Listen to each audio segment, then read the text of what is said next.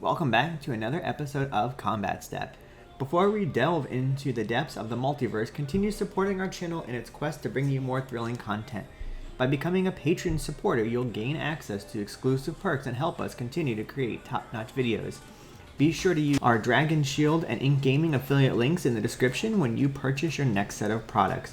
Don't forget to follow us on social media and stay updated on the latest news, deck techs, and community discussions. And of course, make sure to subscribe to our channel to join the ever-growing community of fellow Planeswalkers. With your support, we'll continue to explore the boundless possibilities of Magic the Gathering together. Today we're going to take a look at a build of E-Honda Sumo Champion. This is one of the cards from the Secret Lair Street Fighter edition. E-Honda costs 2 white and 4 generic to cast. It has Sumo Spirit. As long as your turn, each creature assigns combat damage equal to its toughness rather than its power. And then E-Honda Hand Slap, or 100 Hand Slap. Whenever E-Honda Sumo Champion attacks, up to 100 target creatures each get +0/+X to end a turn, where X is the number of cards in your hand. So this is going to buff up the butt of our creatures, which in turn buffs up their power. So you will notice we have creatures that have a tiny power but larger toughnesses, and we're running things in here to buff up the toughness, which in turn, when they attack, will buff up their power, so we can pack quite a punch. This is a really fun deck to play. We enjoyed playing it, and we're probably going to play it quite a bit just because it's kind of a fun deck. It reminds us of an Arcades type of effect in a way where you're actually using the toughness to do the damage. So let's take a look at what we have in our deck.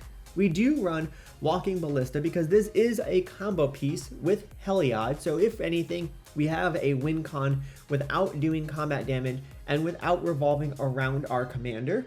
Esper Sentinel, just for some card draw of course, but it could end up being one of the creatures we attacks with. Sarah's Ascendant could get pretty large, and it helps us as a way of gaining life because we're going to need to be able to regain some of that life. Octavist of Ogma, gaining life, drawing cards is helpful for us. Daxos, Blessed by Sun, his toughness is equal to our devotion to white, so being mono white, our devotion could easily be 5, 6, maybe more, and then we're going to attack and he's going to do that damage as well. And whenever a creature we control enters the battlefield or dies, we gain life. Life gain is a sub-theme of this deck because we are going to be attacked a lot and be focused on a lot so that we hopefully are taken out of the game before we kill people. So that life is going to be very relevant for us. Deep Known Terramancer is here so we can do some ramping. Drannith Magistrate, of course, is here to help control the board a little bit with keeping our commanders that our opponents have off the field. Grand Abolisher, so if we're ready to combo off with Heliod and Walking Ballista, and we have the Grand Abolisher, that will hopefully keep us from losing when someone tries to interact because they won't be able to with the Grand Abolisher on the field. Hush Springer is a Staxi effect, but it also is a 1/2. Spirit of the Labyrinth, each player can't draw more than one card. This is another Staxi effect. Tithe Taker, a way of, again, trying to control things so that we are able to continue to do our thing and keep our opponents from being able to interact. Tecathlete Honor Guard, it's a 1/3, which is good, but it also keeps creatures from having ETBs. Archon of Emeria, it has flying, and each player can't cast more than one spell, and then non-basic lands our opponents control into the battlefield taps. You'll notice a theme about our white creatures. A lot of them are Staxi or controlling type of effects, but they also have another benefit to us. Aven Mind Sensor keeps it so that our opponents, when they go to search, they only search the top 4 cards of their library instead. Benevolent Marshal gives our other creatures we control +1/+1. Eidolon of Rhetoric, each player cannot cast more than one spell, but it is also a 1/4. Heliod Sun Crown is part of our combo with Walking Ballista. We put the counters on Walking Ballista, give Walking Ballista lifelink, and then we're able to ping our opponents down and machine gun them down infinitely with that combo. Linden, the Steadfast Queen, gives us a little bit of life gain. Righteous Valkyrie gives us the flying that we want so we can fly in over the top and attack. Whenever another angel or cleric enters the battlefield under our control, we gain life equal to its toughness. We aren't on that many angels, but there are a couple. And as long as we have at least 7 more life than our starting life total, creatures get +2/+2. Thalia Heretic Cathar is a 3/2, and it gives first strike to itself, and then creatures and non-basic lands our opponents control into the battlefield tap. Alms Collector If an opponent would draw 2 or more cards, instead we draw that card. Linvala, Keeper of Silence, activate abilities of creatures our opponents control can't be activated. And Myrel, one of the newer pieces that we love. During each turn, your opponents can't cast spells. On our turn, they cannot activate abilities of creatures, artifacts, or enchantments.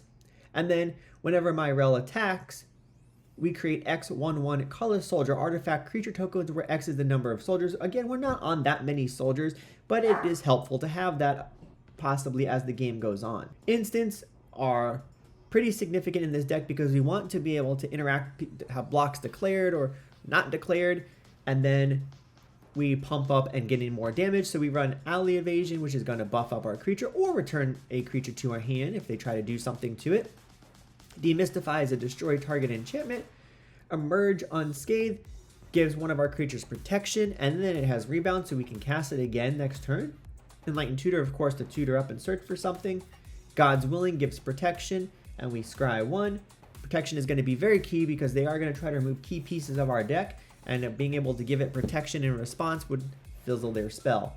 Lithomancer's Focus gives +2/+2 and prevent damage. Moment of Triumph buffs up our creatures and we gain 2 life.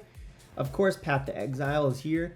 We are running Quill's Blessing, and then we're running Rebuff the Wicked, which is a counter spell because they're going to target our stuff. This will hopefully counter it, and they don't typically expect people in white to have a way of countering something, so this always surprises people when we rebuff the Wicked. Take Heart, buff up our creatures, gain a life for each attacking creature we control.